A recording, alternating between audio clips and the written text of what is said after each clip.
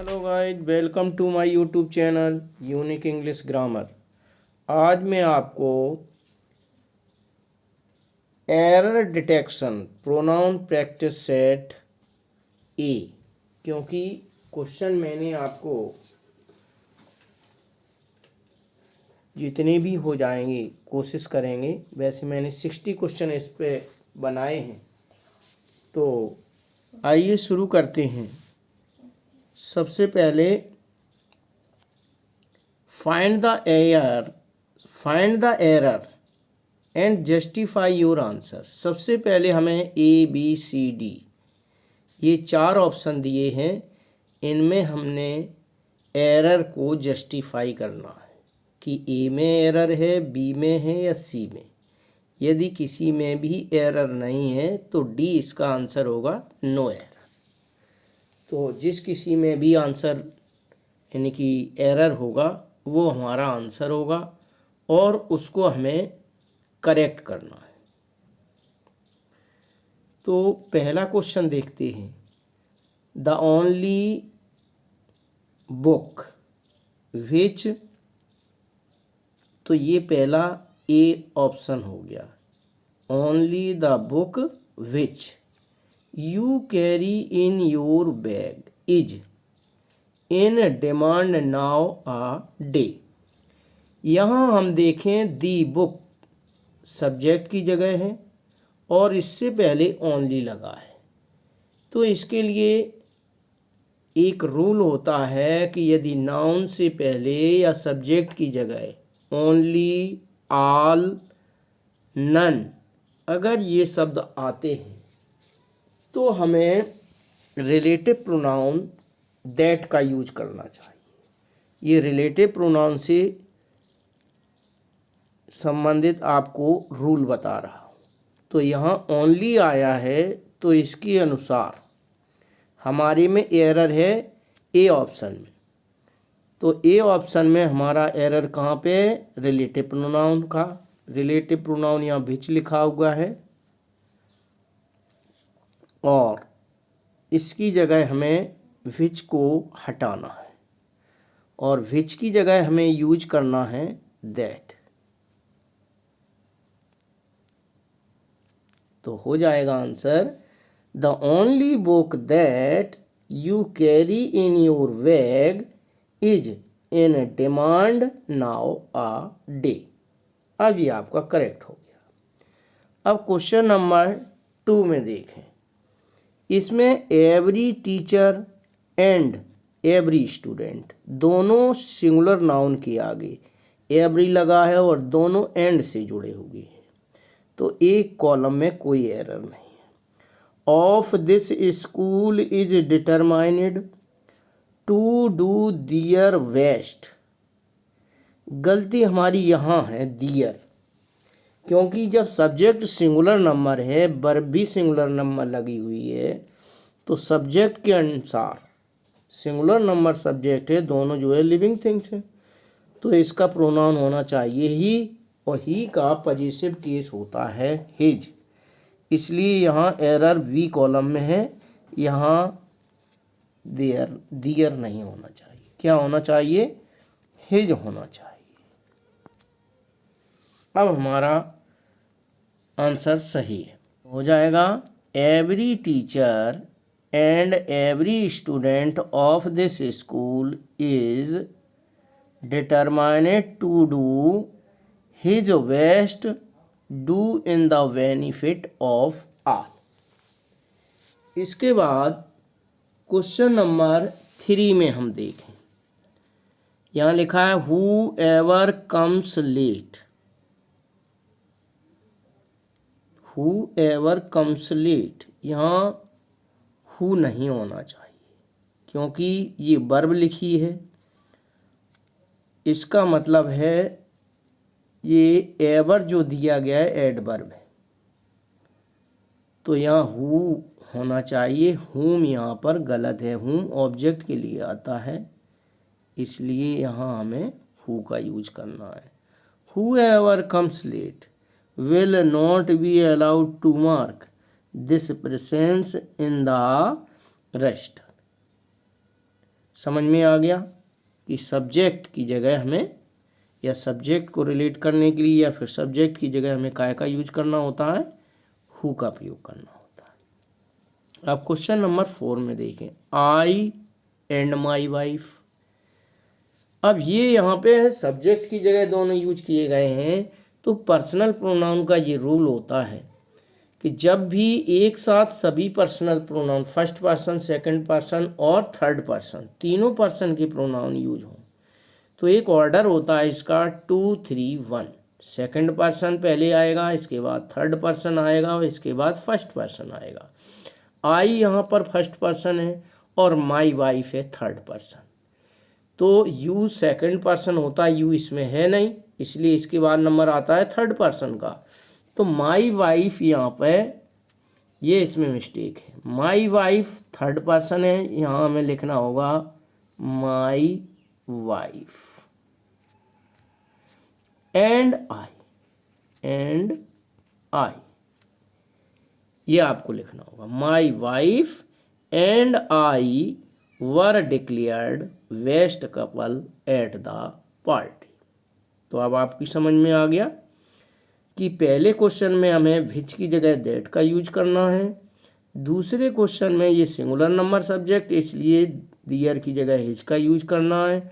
यहाँ ये सब्जेक्ट की जगह, क्योंकि ये वर्ब दी गई है तो वर्ब से पहले सब्जेक्ट आए, सब्जेक्ट की जगह हमें हु का यूज करना है। क्वेश्चन नंबर 4 में देखें, जो प्रोनाउन का ऑर्डर होता है 2 3 1, तो इसके अकॉर्डिंग हमें पहले 2 नंबर यानी कि सेकंड पर्सन है नहीं, तो थर्ड पर्सन, इसके बाद फर्स्ट पर्सन यूज करना है। इसके बाद नेक्स्ट स्लाइड में हम देखते हैं क्वेश्चन नंबर 5 में।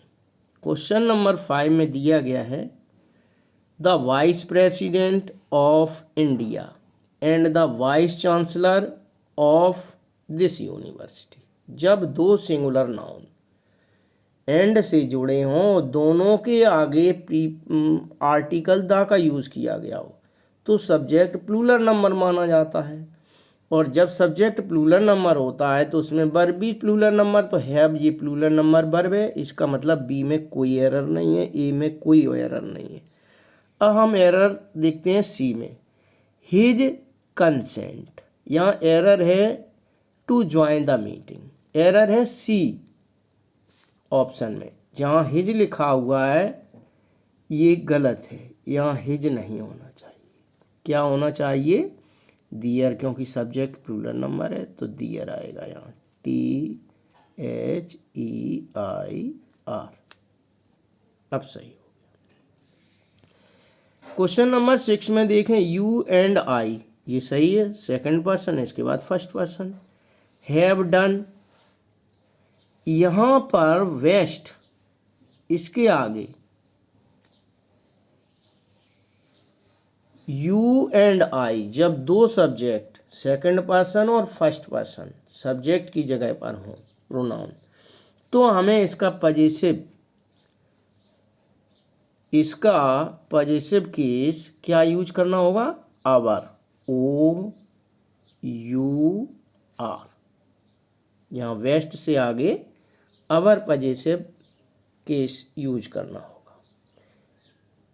तो you and I have done our best in the examination, तुम और मैंने अर्थात हमने अपना परीक्षा में अच्छा किया। क्वेश्चन नंबर 7 में देखें, none of these two principal. अब ऑप्शन ए में हम देखें तो यहाँ ऑप्शन सी में मिस्टेक था, इसमें एरर था। क्वेश्चन नंबर 7 में देखें, none of these two principals have been looking after his college well, तो ये तो हिज तो यहाँ सही लिखा है। यहाँ हम देखें नन का यूज 2 से अधिक के लिए होता है और यहाँ केवल 2 दिए गए हैं, दीज टू प्रिंसिपल, इसका मतलब है हमें नन की जगह पे नाइदर का यूज करना होगा, क्योंकि नाइदर 2 के लिए होता है, आइदर 2 के लिए होता है, नन 2 से अधिक के लिए होता है, इसलिए हमें नाइदर का यूज करना होगा, NEITHER। यहाँ हमें नन की जगह नाइदर का यूज करना होगा। Neither of two principal has been looking after his college well, यानी कि दोनों प्रिंसिपलों में से किसी ने भी कॉलेज की अच्छी देखभाल नहीं की है। क्वेश्चन नंबर 8 में देखें, सी हेट्स, सही है, एवरीबॉडी एंड एवरीथिंग। एक लिविंग थिंग्स है एवरीबॉडी और एक नॉन लिविंग थिंग्स है।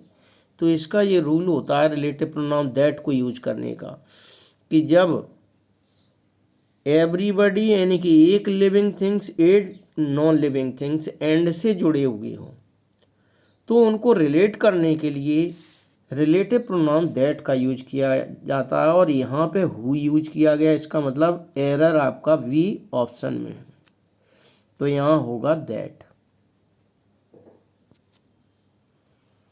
तो ये आपको समझ में आ गया कि पहले हमें हिज का जगह पे दियर का यूज करना, क्योंकि सब्जेक्ट हमारा प्लूरल नंबर था जिसका प्रोनाउन दे होता है, दे का पॉजेसिव केस दियर। यहाँ यू एंड आई जब सब्जेक्ट की जगह सेकंड पर्सन और फर्स्ट पर्सन होते हैं तो अवर पॉजेसिव केस में यूज किया जाता है। और यहाँ दो के लिए नाइदर का यूज नेगेटिव में और आइदर का प्रयोग पॉजिटिव में। यहाँ नन जो है नेगेटिव है, इसलिए इसकी जगह पे हमें नाइदर का यूज, क्योंकि नन का यूज दो से अधिक के लिए किया जाता है।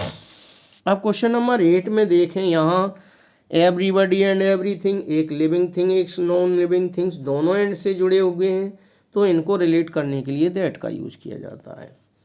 आइए नेक्स्ट क्वेश्चन नंबर 9 में देखें, ही वॉज मच, इसमें कोई मिस्टेक नहीं है, मोर सरप्राइज्ड देन मी, यहाँ मी, क्योंकि जब दो के बीच कंपैरिजन किया जाए तो इसका रूल होता है कि नॉमिनेटिव केस का कंपैरिजन नॉमिनेटिव केस से होता है और ऑब्जेक्टिव केस का कंपैरिजन ऑब्जेक्टिव केस से होता है, यानी कि सेम केस होना चाहिए।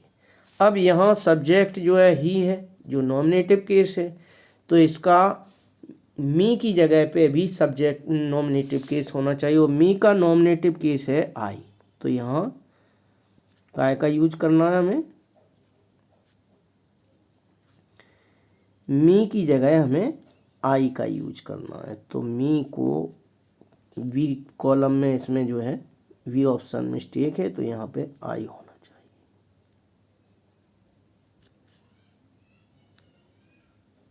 राइट, समझ में आ गया। अब क्वेश्चन नंबर 10 में देखते हैं, दी डॉग, सही है, आई हैव बॉट, ये भी सही है, looks more precious than you have. यहाँ आप देखें, यहाँ मेरे पास जो कुत्ता है और आपके पास जो कुत्ता है, उन दोनों के बीच कंपैरिजन किया जा रहा है।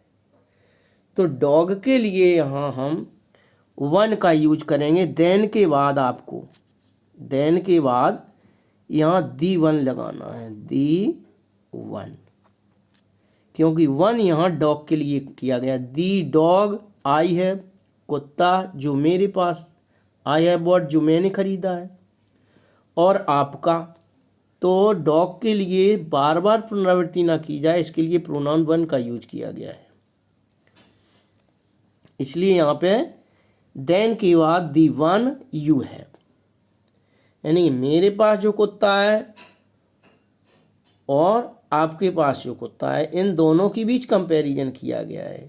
इसलिए यहाँ जैसा यहाँ पर दिया गया है दी डॉग आई हैव, ऐसे दी डॉग यू हैव, अर्थात दी वन का प्रयोग दी डॉग की जगह किया गया है। आगे समझ में, यानी कि एक जगह यहाँ नाउन, दूसरी जगह इसका प्रोनाउन। ये रूल होता है कि जब सेंटेंस में एक ही नाउन की पुनरावृत्ति होती है तो हम उसमें एक जगह उसका नाउन, दूसरी जगह उसका प्रोनाउन यूज करते हैं।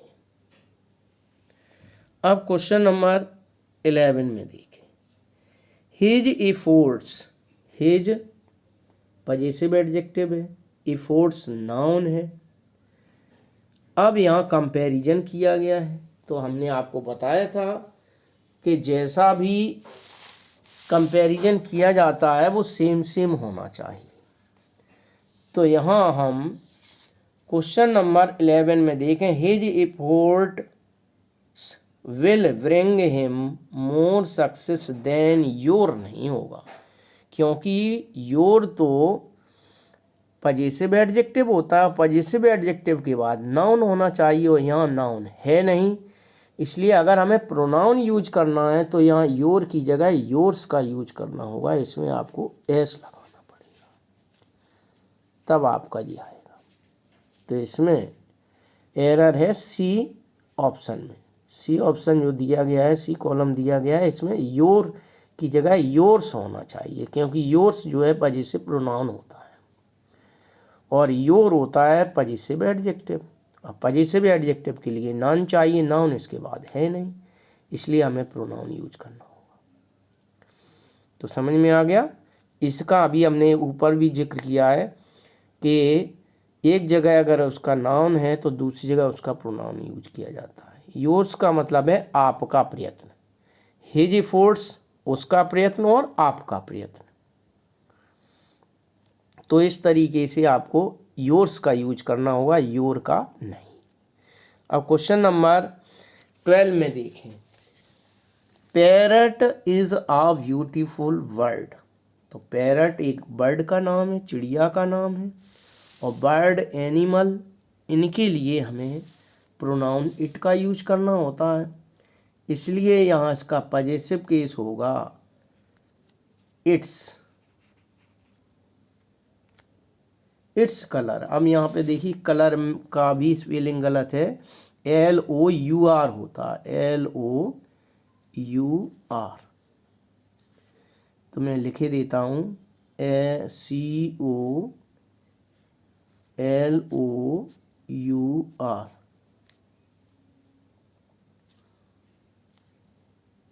कलर। तो हो गया parrot is a beautiful bird, its colour is green. तो गाइस आपको समझ में आ गया कि अगर हमारा सब्जेक्ट नॉमिनेटिव केस में है और नॉमिनेटिव केस का कंपैरिजन नॉमिनेटिव केस में होता है, ये सब कंपैरिजन से रिलेटेड थे तीनों क्वेश्चन। और यहाँ ये डॉग आई हैव, इसका कंपैरिजन किया गया है, तो यहाँ यू यानी कि देन के बाद दी वन डॉग के लिए यूज किया गया है। यहाँ हिज रिपोर्ट्स है तो इसके लिए रिलेटिव प्रोनाउन, ये सॉरी पजेसिव प्रोनाउन योर्स का यूज किया जाएगा, योर का नहीं, क्योंकि योर होता है पजेसिव एडजेक्टिव जो किसी नाउन के आगे आता है और नाउन इसमें है नहीं। और यहाँ पर जो है वर्ड्स, एनिमल और नॉन लिविंग थिंग्स के लिए इट का यूज किया जाता है, इसलिए यहाँ पे इट का पजेसिव केस इट्स होगा। अब आइए नेक्स्ट स्लाइड पर, question number 13। Geeta is the girl who everybody love. तो यहाँ गीता इज सब्जेक्ट हो गया, इज हो गया, दी गर्ल इसका कॉम्प्लीमेंट भी हो गया। इसके बाद यहाँ जे रिलेटिव प्रोनाउन हु का प्रयोग किया गया है, एवरीबडी लव। अब यहाँ एवरीबडी सब्जेक्ट हो गया और लव वर्ब हो गई, तो सब्जेक्ट वर्ब दिया गया, इसका मतलब ऑब्जेक्ट नहीं है, तो यहाँ हम हु का यूज नहीं करेंगे। एरर कहाँ पे है, बी ऑप्शन में एरर है, हु की जगह हमें काय का यूज करना होगा, हु की जगह हमें हुम का यूज करना होगा। हुम किससे रिलेट करता है, ऑब्जेक्ट को, तो यहाँ आएगा हुम, WHOM,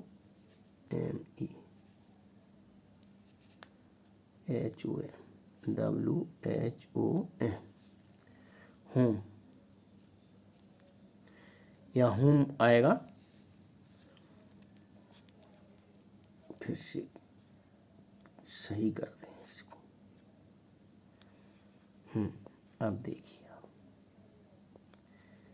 यहाँ हु की जगह हमें क्या करना है, हुम का यूज करना है।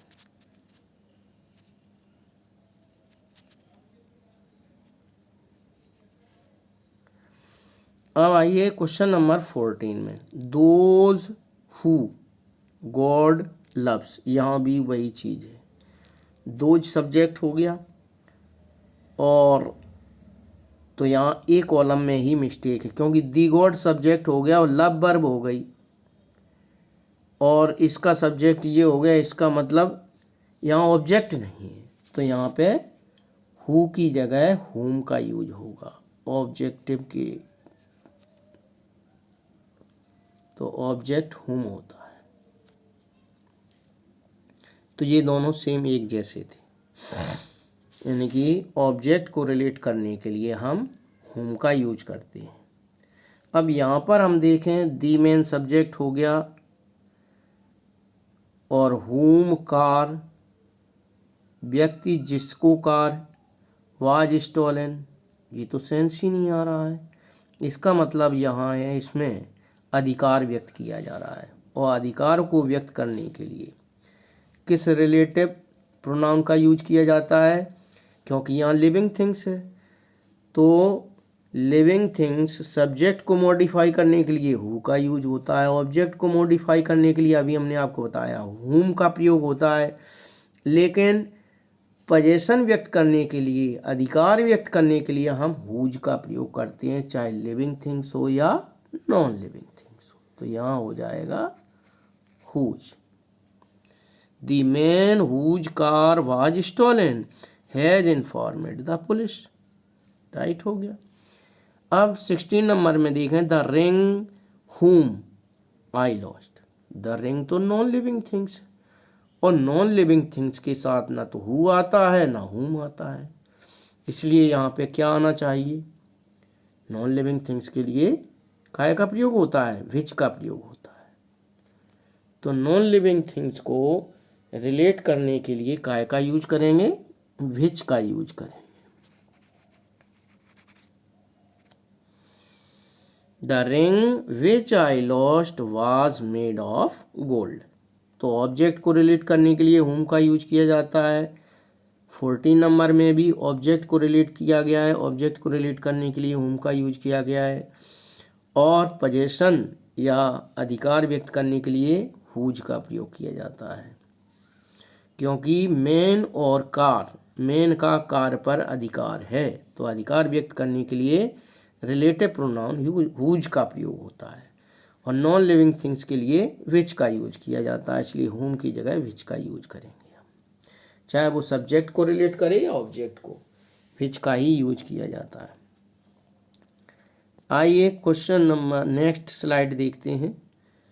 नेक्स्ट स्लाइड है question number 17। Ramesh whom is my best friend, is verb हो गई, my friend went to Bombay.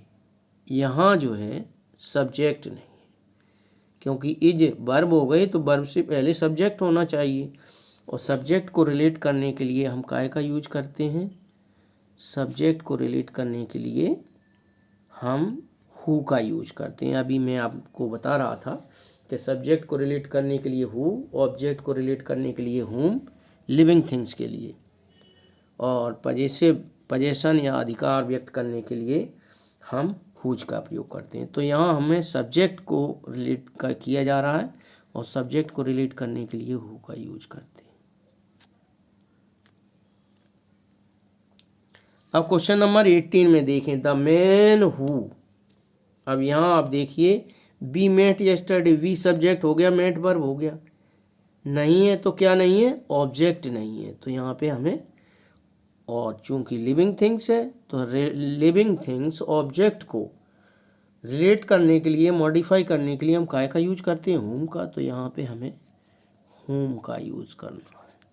तो ये रिलेटिव प्रोनाउन से संबंधित क्वेश्चन थे, अच्छे से मैंने आपको प्रत्येक का एग्जाम्पल दे के बताया। अब क्वेश्चन नंबर 19 में हम देखें ऑल द गेस्ट। ये इस टाइप का क्वेश्चन मैं शुरू में आपको बता चुका हूँ कि जब सब्जेक्ट की जगह पे या सबसे पहले ऑल, नन, मैनी, नथिंग ये शब्द आते हैं, ओनली आता है, तो इन्हें रिलेट करने के लिए हम दैट का यूज करते हैं, क्योंकि रिलेटिव प्रोनाउन दैट का यूज करने के ये रूल होते हैं कि ये एक पर्टिकुलर कुछ खास ऐसी चीज़ कंडीशन होती है जहाँ हम दैट का ही यूज करते हैं, ना तो हु का यूज किया जा सकता है और ना ही विच का यूज। तो यहाँ हमें एरर हमारा है वी ऑप्शन में, और यहाँ हु की जगह हमें दैट का यूज करना होगा, क्योंकि जब सबसे पहले सब्जेक्ट की जगह ऑल, नन या ओनली ये शब्द आते हैं, सिंगल भी आ सकते हैं जो प्रोनाउन के रूप में यूज होते हैं, या फिर नाउन के साथ आते हैं, तो हमें रिलेटिव प्रोनाउन दैट का यूज करना होगा। अब क्वेश्चन नंबर 20 में देखें, सीता हु पेरेंट्स, तो सीता का पेरेंट्स से रिलेशन है, तो यहाँ पे इनको रिलेशन या पोजीशन व्यक्त करने के लिए हम हु का यूज थोड़ी करते हैं, क्योंकि लिविंग थिंग्स है, और लिविंग थिंग्स या नॉन लिविंग थिंग्स कैसा भी हो, सबको संबंध या अधिकार व्यक्त करने के लिए तो इनके बीच संबंध है, सीता और पेरेंट्स के बीच, और संबंध या अधिकार व्यक्त करने के लिए हम हुज का यूज करते हैं, WHOS। तो अब आपको समझ में आ गया कि सब्जेक्ट को रिलेट करने के लिए हु का प्रयोग, ऑब्जेक्ट को रिलेट करने के लिए हुम का प्रयोग, और अगर ऐसी कंडीशन है, कुछ खास रूल होते हैं कि यदि सबसे पहले ऑल, ओनली, नन इनका यूज किया गया है तो दैट का यूज करते हैं, या फिर और भी कंडीशन होती हैं, सुपरलेटिव डिग्री का यूज किया गया हो तो भी रिलेट करने के लिए दैट का यूज किया जाता है, या फिर सब्जेक्ट की जगह ऐसे नाउन हो कि एक लिविंग थिंग्स हो, एक नॉन लिविंग थिंग्स हो, दोनों दैट से जुड़े हुए हैं, तो ऐसी कंडीशन में भी हमें दैट से, या इंटेरोगेटिव सेंटेंस हो जो वाट या हु से शुरू हुआ हो, तो उन्हें रिलेट करने के लिए हम दैट का यूज करते हैं। तो ये मैंने इसके बारे में सारे रूल आपको बता दिए। यहाँ पोजीशन व्यक्त करने के लिए हम हुज का यूज करते हैं। नेक्स्ट स्लाइड में हम देखें, the letter whose I receive yesterday, the letter तो नॉन लिविंग थिंग्स है, और सब्जेक्ट इसमें है ही, वर्ब इसमें है ही, क्योंकि अगर नाउन होता तो उसको जो है सिर्फ पोजीशन व्यक्त करने के लिए, संबंध या अधिकार व्यक्त करने के लिए हम हुज का प्रयोग करते, लेकिन ऐसा इसमें है नहीं, तो इसलिए नॉन लिविंग थिंग्स है, और नॉन लिविंग थिंग्स को रिलेट करने के लिए हम विच का यूज करते हैं,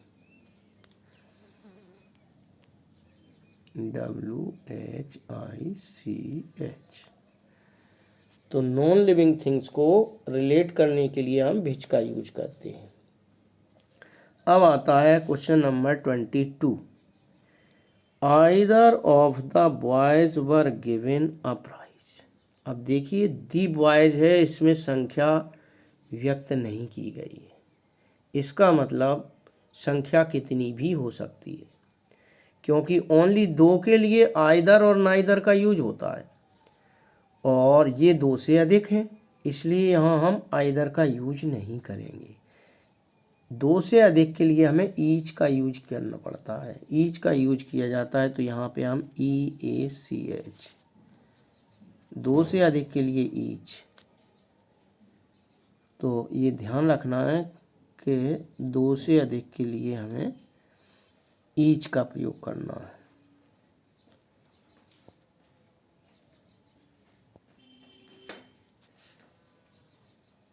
EACH। अब क्वेश्चन नंबर 23 में देखें, नन ऑफ द टू। अभी मैंने यहीं पे बता रहा था कि टू के लिए तो ये तो आइदर प्रयोग किया जाता है या फिर नाइदर प्रयोग किया जाता है। नन निगेटिव होता है, तो निगेटिव की जगह हमें नाइदर का यूज करना होगा, क्योंकि पॉजिटिव में आइदर और नेगेटिव में नाइदर, या नीदर भी कहते हैं, NEITHER, नीदर। तो ईदर या नीदर, ठीक है। तो नेगेटिव के लिए नीदर का यूज किया जाएगा, क्योंकि ये टू बॉयज हैं, और टू के लिए जो है हमें नीदर का यूज करना होगा, और टू से अधिक मोर देन टू, इसके लिए नन या ईच का यूज किया जाता है। पॉजिटिव में ईच और नेगेटिव में नन। अब क्वेश्चन नंबर 24 में देखें, let you and I go there. Let हो गई इसकी वर्ब, और वर्ब के बाद आता है ऑब्जेक्ट। तो यू है सेकंड पर्सन, इसका सब्जेक्ट और ऑब्जेक्ट दोनों केस सेम होते हैं। एंड आई जो है नॉमिनेटिव केस है, हमें ज़रूरत है यहाँ पे ऑब्जेक्टिव केस की, तो यहाँ हम आई का यूज नहीं करेंगे। वी कॉलम में एरर है, इसलिए हमें आई की जगह मी का यूज करना होगा। तो अब आपकी समझ में आ गया कि यहाँ नॉन लिविंग थिंग्स को रिलेट करने के लिए विच का यूज किया जाता है, और दो से अधिक के लिए ईच का प्रयोग किया जाता है, ईच ऑफ द बॉयज, और ओनली दो के लिए निगेटिव में नाइदर या नीदर का यूज, और पॉजिटिव में ईदर का यूज किया जाता है। और यहाँ वर्ब के बाद ऑब्जेक्ट यूज किया जाता है। तो personal pronoun second person you का नॉमिनेटिव और ऑब्जेक्टिव केस सेम होते हैं, और आई का नॉमिनेटिव केस आई होता है लेकिन ऑब्जेक्टिव केस मी होता है। यहाँ हमें ऑब्जेक्ट की आवश्यकता है, तो यहाँ मी प्रयोग किया जाएगा, आई का यूज नहीं होगा। अब नेक्स्ट स्लाइड में देखते हैं question number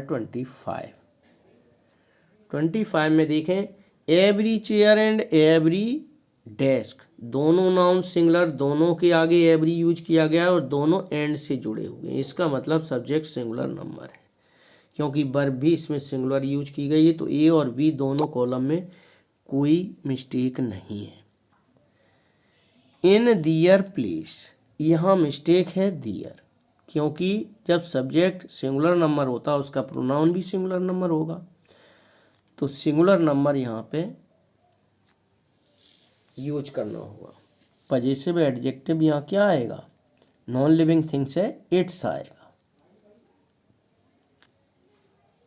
in its place, each chair and each, it's क्यों आया, क्योंकि नॉन लिविंग थिंग्स है, तो यहाँ पजेसिव केस इट्स आएगा, क्योंकि ये सिंगुलर नंबर है, और singular number non living things का प्रोनाउन इट होता है, इट का पजेसिव केस इट्स होता है।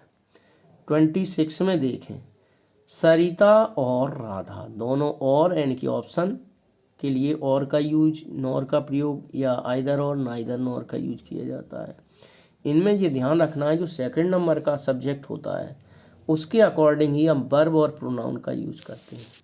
तो यहाँ है राधा, राधा फेमिनिन जेंडर है, सिंगुलर नंबर है, वर्ब इसीलिए इसमें सिंगुलर, बी कॉलम भी सही है।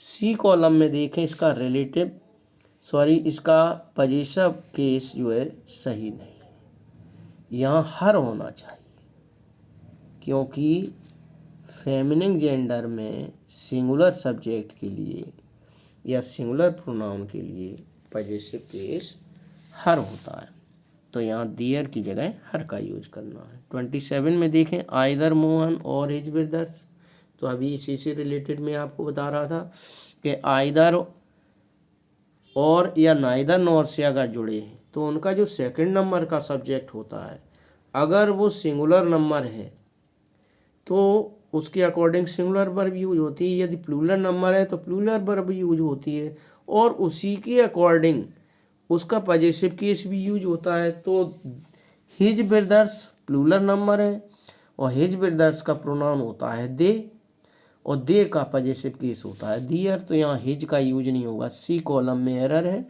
और यहाँ दियर का यूज THEIR आ गया समझ में। इसके बाद क्वेश्चन नंबर 28 में देखें, आई नेवर सही है, एब्सेंट मी यहाँ मिस्टेक है, क्योंकि एब्सेंट हुआ, एंजॉय हुआ, अप्लाई हुआ, जो ट्रांजिटिव वर्ब होती हैं वो उनके बाद रिफ्लेक्सिव प्रोनाउन यूज किया जाता है, और आई का रिफ्लेक्सिव प्रोनाउन मी नहीं होता, आई का रिफ्लेक्सिव प्रोनाउन होता है माई सेल्फ, तो यहाँ मी की जगह मिस्टेक है, यही इसी में एरर है बी कॉलम में, तो मी को हटा करके यहाँ हम माई सेल्फ का यूज करेंगे, तो यहाँ मी की जगह माई सेल्फ SELF। तो अब आपकी समझ में आ गया होगा कि every chair every desk singular number non living things है, इसका पजेसिव केस इट्स होगा। सरिता और राधा इसमें सेकंड नंबर का नाउन है, या सेकंड नंबर का सब्जेक्ट है राधा, और राधा का पॉजिटिव केस हर होगा, क्योंकि इसका प्रोनाउन सी होता है, सी का पॉजिटिव केस हर होता है, तो यहाँ हर आएगा, हर वर्क। सरिता और Radha has done her work. और 27 में देखें, आइदर मोहन और हिज ब्रदर्स प्लूरल नंबर है, इसका पॉजिटिव केस भी प्लूरल नंबर में होगा, तो दे का पॉजिटिव केस दियर होता है, इसलिए हिज की जगह दियर का यूज करना होगा। और आई नेवर एब्सेंट, तो एब्सेंट हुआ जो ट्रांजिटिव वर्ब होते हैं, एंजॉय हुआ, रिवेंज हुआ, इनके बाद रिफ्लेक्सिव प्रोनाउन होता है। आई का रिफ्लेक्सिव प्रोनाउन माई सेल्फ होता है, इसलिए मी की जगह माई सेल्फ का यूज होगा। अब आइए 29 में देखें, और शी मस्ट अप्लाई हर, यहाँ भी उसी जैसा क्वेश्चन है। यहाँ अप्लाई वर्ब जो ट्रांजिटिव वर्ब है, और इसके बाद इसका रिफ्लेक्सिव प्रोनाउन यूज किया जाता है। तो सी का रिफ्लेक्सिव प्रोनाउन हर नहीं होता, सी का रिफ्लेक्सिव प्रोनाउन होता है हर सेल्फ। यहाँ इसे सी की जगह हर सेल्फ यूज करना होगा, her self.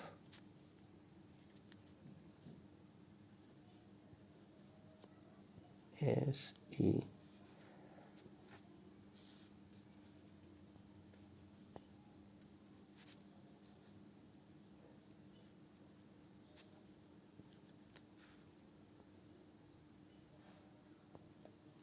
Her self use होगा यहाँ पे, यहाँ लिख देता हूँ।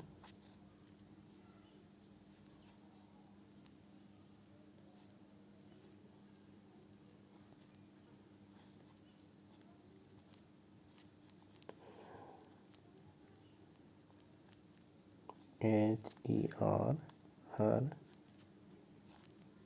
सेल्फ।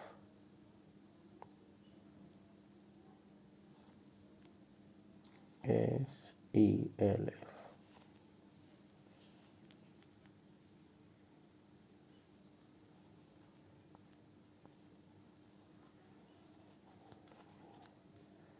ये हुआ हर सेल्फ।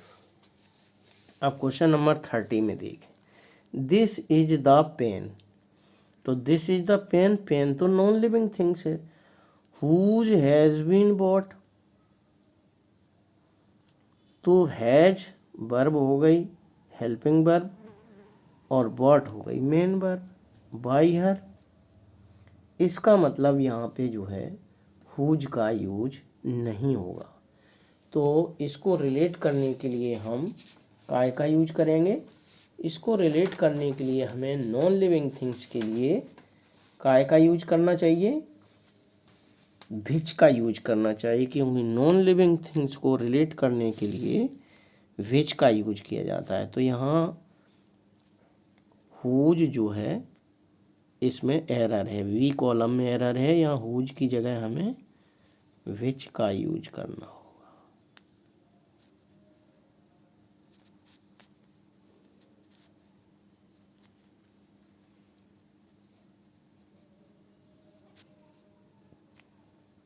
लिविंग थिंग्स में विच का यूज करना होगा, sorry non living things, non living things को रिलेट करने के लिए विच का यूज किया जाता है। अब आइए 31 में, this is one of the best book whom have been written, यहाँ भी जैसा ये क्वेश्चन था वैसे यहाँ है, यहाँ भी this is one of the best book, यहाँ पर भी आप देखें तो नॉन लिविंग थिंग्स है, और whom तो किसी कीमत पे नहीं आ सकता, क्योंकि यहाँ ये सब्जेक्ट के रूप में होना चाहिए। तो यहाँ हमें नॉन लिविंग थिंग्स, बुक है नॉन लिविंग थिंग्स, इसको रिलेट करने के लिए विच का यूज अभी मैं ऊपर आपको बता चुका हूँ। तो नॉन लिविंग थिंग्स को रिलेट करने के लिए विच का यूज करना चाहिए, WHICH। तो ये नॉन लिविंग थिंग्स दोनों थे, सेम थे, पैसिव वॉइस में थे, और इनको रिलेट करने के लिए विच का यूज किया गया क्योंकि दोनों नॉन लिविंग थिंग। 32 में देखें, आई हैव रीड, सही है। The poem of Tagore, Tagore तो टैगोर की कविता, तो यहाँ जो है टैगोर लिविंग थिंग्स है और लिविंग थिंग्स को रिलेट करने के लिए विच का यूज नहीं होता। टैगोर लिविंग थिंग्स को रिलेट करने के लिए हु का यूज करना होगा, तो यहाँ विच नहीं आएगा, क्या आएगा, हु आएगा। तो गाइज आज मैंने आपको 32 क्वेश्चन सॉल्व करा दिए हैं और इसके आगे नेक्स्ट जो क्वेश्चन है वो आपको पार्ट 2 में, ये पार्ट 1 होगा आपका और पार्ट 2 में आपको 33 से 60 तक आपको क्वेश्चन सॉल्व कराऊंगा। तो गाइज आज का वीडियो आपको अच्छा लगा हो तो इसे लाइक कीजिए और ज़्यादा से ज़्यादा अपने मित्रों के बीच शेयर करें।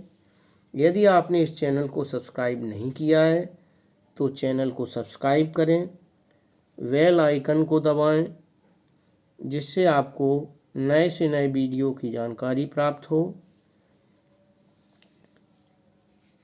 इसी के साथ आज का टॉपिक हम यहीं बंद करते हैं। कल फिर मिलेंगे अगले क्वेश्चन के साथ। जय हिंद, जय भारत।